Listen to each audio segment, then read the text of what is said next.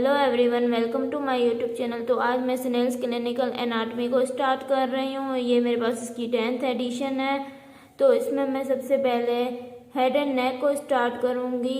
Head and नेक जो कि second year MBBS में पढ़ाया जाता है, तो मैं स्टार्ट कर रही हूँ हेड एंड नेक, और उसके सब टॉपिक्स हम कवर करेंगे वन बाय वन।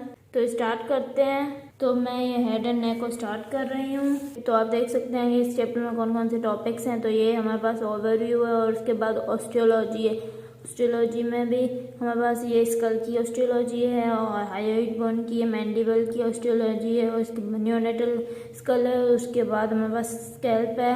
उसके बाद फेस का टॉपिक है। उसके बाद जो इंटीरियर ऑफ द स्कल है, जिसमें हमारे पास ब्रेन वगैरह है, मेनिंजीज हैं, वो है। उसके बाद हमारे पास आई का टॉपिक है। उसके बाद हमारे पास ये सारे टेम्पोरल, इंफ्राटेम्पोरल और टेरिकोपैलेटाइन फोसा हैं। उसके बाद हमारे पास नेक का टॉपिक स्टार्ट होता है, नेक का टॉपिक। उसके बाद नेक के टॉपिक के बाद हमारे पास हेड एंड नेक में जो आर्टरीज होती हैं वो हैं। उसके बाद हेड एंड नेक में जो वेन्स होती हैं वो हैं। और उसके बाद हमारे पास हेड एंड नेक में जो लिम्फ ड्रेनेज होता है वो टॉपिक है। और उसके बाद क्रेनियल नर्व्स का टॉपिक है, जो हमारे पास 12 पेयर्स ऑफ क्रेनियल नर्व्स होती हैं वो है। उसके बाद हमारे पास ये सर्वाइकल प्लेक्सिस का टॉपिक है। उसके बाद हमारे पास ये ब्रेकियल प्लेक्सिस और ऑटोनॉमिक नर्वस सिस्टम है, जो ये वाला टॉपिक है।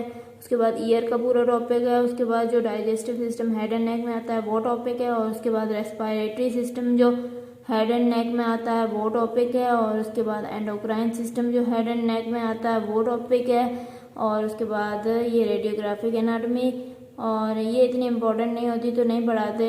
और उसके बाद सरफेस एनाटॉमी, ये भी इतनी इम्पोर्टेंट नहीं है, तो हम यहाँ तक पढ़ेंगे। एंडोक्राइन सिस्टम जो हेड एंड नेक में है वहाँ तक हम पढ़ेंगे। तो चलो हम स्टार्ट करते हैं। तो सबसे पहले हमारे पास टॉपिक है overview. The head and neck region of the body contains many important structures compressed into a relatively small area. तो ओवरव्यू में हमारे पास ये बता रहा है कि जो हेड एंड नेक रीजन होता है बॉडी का, वो बहुत ही छोटा रीजन होता है, रिलेटिवली स्मॉल एरिया होता है, और उसमें हमारे पास बहुत सारे इंपॉर्टेंट स्ट्रक्चर्स कंप्रेस्ड होते हैं। उसमें हमारे पास बहुत सारे स्ट्रक्चर्स प्रेजेंट होते हैं।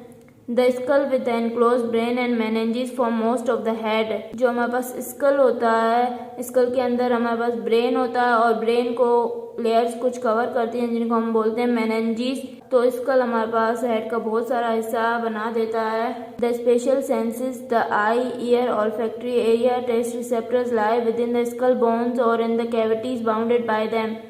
और जो हमारे पास स्पेशल सेंसेस होते हैं, जैसे कि हमारे पास आई है, ईयर है, ऑल्फैक्टरी एरिया है, और जो टेस्ट रिसेप्टर्स वगैरह होते हैं, जैसे आई से हम देख सकते हैं, ईयर से हम सुन सकते हैं, ऑल्फैक्टरी एरिया से हम स्मेल कर सकते हैं, और टेस्ट रिसेप्टर्स हमारे टंग पे होते हैं जिससे हम टेस्ट कर सकते हैं। ये सारे भी हमारे पास स्कल बोन के अंदर ही लाई करते हैं, या फिर जो स्कल बोन के अंदर हमारे पास कैविटीज होती हैं उनमें लाई करते हैं। The brain gives rise to 12 pairs of cranial nerves which leave the brain and pass through foramina and fissures in the skull। जो हमारे पास ब्रेन है उससे हमारे पास 12 पेयर्स ऑफ क्रेनियल नर्व्स निकलती हैं, और वो ब्रेन को लीव करती हैं, और वो फिर स्कल में कुछ फोरामिना और फीचर्स प्रेजेंट होते हैं, वहाँ से वो पास करती हैं। All the cranial nerves are distributed to structures in the head and neck except the 10th which also supplies structures in the chest and abdomen। जितनी भी जो हमारे पास cranial nerves निकलती हैं वो सारी डिस्ट्रीब्यूट होती हैं, और फिर वो जाके हेड एंड नेक के स्ट्रक्चर्स को सप्लाई करती हैं, एक्सेप्ट जो हमारे पास 10th क्रेनियल नर्व होती है, जिसको हम वेगस नर्व भी बोलते हैं, वो हमारे पास हेड एंड नेक के स्ट्रक्चर्स के अलावा चेस्ट और एब्डोमेन के स्ट्रक्चर्स को भी सप्लाई करती है। The digestive and respiratory systems begin in the head and traverse the neck to reach the thorax and abdomen. जो डाइजेस्टिव सिस्टम और जो हमारे पास रेस्पिरेटरी सिस्टम है, ये हेड में स्टार्ट हो जाते हैं, और फिर ये नेक से गुजरते हैं, और फिर ये थोरैक्स और एब्डोमेन तक पहुंचते हैं। एडिशनली की endocrine organs are located in the head and neck. और कुछ हमारे पास एंडोक्राइन ऑर्गन्स भी लोकेटेड होते हैं हेड और नेक में। Head injuries from blunt trauma and penetrating missiles are associated with high mortality and severe disability. Head injury जो हमारे पास ब्लंट ट्रॉमा की वजह से होती है, मतलब कि किसी को कोई भारी चीज़ लग जाए, या फिर किसी को कोई गोली वगैरह लग जाती है सर में, तो इन हेड इंजरीज में क्या होता है कि हमारे पास बहुत ज़्यादा हाई मोर्टेलिटी होती है, मतलब कि इन हेड इंजरीज में डेथ रेट बहुत ज़्यादा होता है, और सीवियर डिसेबिलिटी भी होती है। Headaches are usually caused by non-serious conditions such as sinusitis और neuralgia. हेडेक्स जो हमारे पास होते हैं, सर दर्द जो हमारे पास होते हैं, वो यूजुअली कुछ नॉन सीरियस कंडीशंस की वजह से ही होते हैं।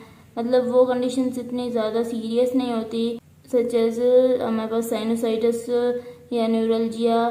साइनोसाइटिस में क्या होता है कि जो हमारे पास पैरानेजल साइनसेस होते हैं, जैसे हमारे पास फ्रंटल साइनस है, इथमॉइड साइनस है, स्फिनॉइड साइनस है, मैक्सिलरी साइनस है। अगर इन साइनसेस के अंदर हमारे पास कोई इन्फेक्शन हो जाए तो उस इन्फेक्शन की वजह से हमारे पास स्वेलिंग हो जाती है, इन्फ्लेमेशन हो जाती है। और न्यूरल्जिया मतलब कि हमारे पास कोई नर्व डैमेज हो जाए तो उसकी वजह से हमारे पास बहुत ज़्यादा पेन होता है। However, they can represent the earliest manifestation of a life-threatening disease. However, ये दोनों कंडीशन हमारे पास साइनोसाइटिस और न्यूरल्जिया एक लाइफ थ्रेटनिंग डिजीज़ की अर्ली इंडिकेशंस हो सकती हैं, अर्ली साइंस हो सकती हैं।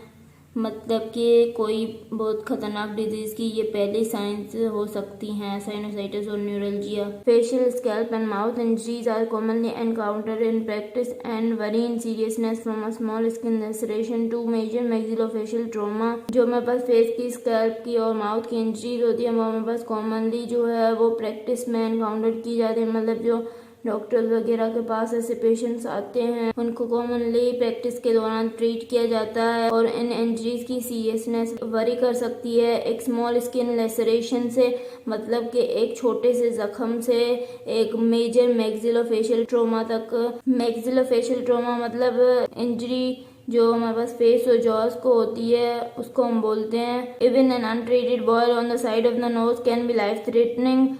इवन हमारे पास एक अनट्रीटेड बॉयल मतलब कि एक छोटा सा दाना नोज की साइड पे जो ट्रीट ना किया गया तो वो भी लाइफ थ्रेटनिंग हो सकता है। Facial paralysis and unequal pupils में indicate the existence of a serious neurologic deficit. और फेशियल पैरालिसिस मतलब कि फेस के मसल्स की मूवमेंट ना हो due to the damage of nerves, तो हम उसको बोलते हैं फेशियल पैरालिसिस। और अनइक्वल पीपल्स मतलब कि पीपल्स की साइज इक्वल ना हो तो ये भी हमारे पास एक सीरियस न्यूरोलॉजिक डेफिसिट को इंडिकेट करते हैं। Many vital structures are present in the neck. बहुत सारे इंपॉर्टेंट और वाइटल स्ट्रक्चर्स प्रेजेंट होते हैं नेक में। इंजरीज और प्रेशर ऑन द लैरिंक्स और trachea can compromise the airway. अगर कोई इंजरी हो जाए लैरिंक्स और ट्रेकिया की या फिर किसी प्रेशर की वजह से लैरिंक्स और ट्रेकिया दब जाए तो उसकी वजह से हमारा एयरवे भी कॉम्प्रोमाइज हो सकता है। Swellings can indicate the existence of a tumour of the thyroid gland और the presence of a malignant secondary lesion in a lymph node. अगर कोई स्वेलिंग्स वगैरह होती हैं तो वो इंडिकेट करती हैं कि कोई थायराइड ग्लैंड का ट्यूमर है या फिर कोई मैलिग्नेंट सेकेंडरी लेजन है लिम्फ नोड के अंदर, तो उसकी वजह से स्वेलिंग हो सकती है। Clearly, many signs and symptoms related to the region of head and neck are determined by the anatomic arrangement of the various structures. हम हेड और नेक में जो साइंस और सिम्टम्स हैं उनको डिटरमाइन किस तरह कर सकते हैं कि जो हमारे पास हेड और नेक में स्ट्रक्चर्स होते हैं वो एनाटॉमिकली किस तरह अरेंज है, तो उससे हम डिटरमाइन कर सकते हैं। This chapter reviews the basic anatomy of this complicated region and highlights the clinical relevance of the structures considered. इस चैप्टर में हम बेसिक एनाटॉमी को पढ़ेंगे, इस कॉम्प्लिकेटेड रीजन की, मतलब कि कॉम्प्लिकेटेड रीजन हेड और नेक को कहा गया है। और हम क्लिनिकल कोरिलेट्स भी पढ़ेंगे उन स्ट्रक्चर्स के related. It specifically excludes detailed consideration of the brain which is best covered in a neurobiology text. इसमें हमारे पास बहुत ज़्यादा डिटेल कंसिडरेशन ब्रेन की नहीं लिखी हुई है और जो डिटेल्ड कंसिडरेशन है ब्रेन की वो न्यूरोबायोलॉजी टेक्स्ट में ज़्यादा बेस्ट कवर की गई है। अगर आपको मेरा लेक्चर पसंद आया तो प्लीज़ मेरे चैनल को सब्सक्राइब करें, लाइक करें और बेल आइकन को प्रेस करें। Thank you.